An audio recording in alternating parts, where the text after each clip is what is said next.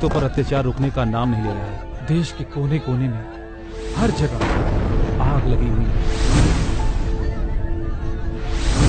गरीब मजदूरों पर, दलितों पर अत्याचार बढ़ते जा रहे हैं। दलितों के 2 बच्चों को जिंदा जला दिया गया है, जिंदा जला दिया गया है।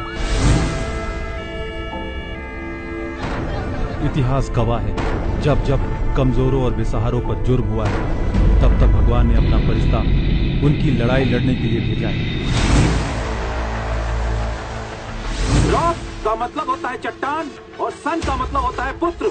तो ये चट्टान पुत्र आप सभी लोगों की आवाज उठाने के लिए आप सब लोगों के बीच में है। क्या आज भी आजाद भारत में कास्टिज्म है? अगर कास्टिज्म नहीं है तो इस देश का प्रधानमंत्री 70 साल में दलित क्यों नहीं हुआ?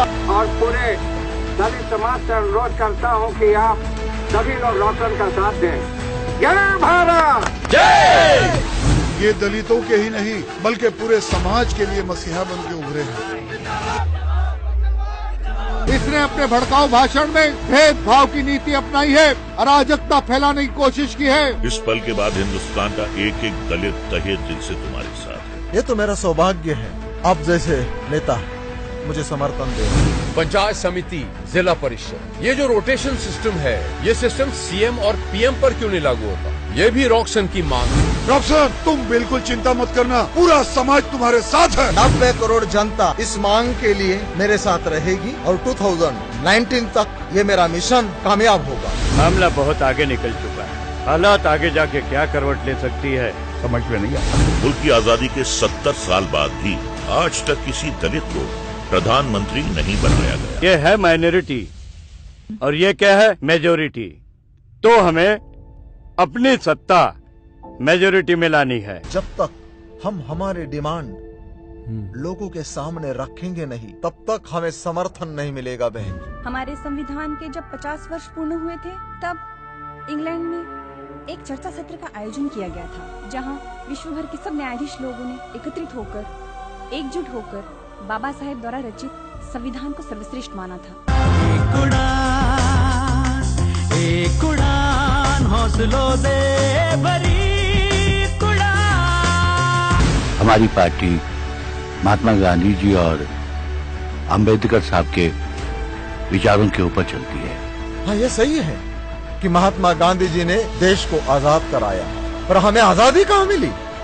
हम तो अछूत के अछूत ही रह गए।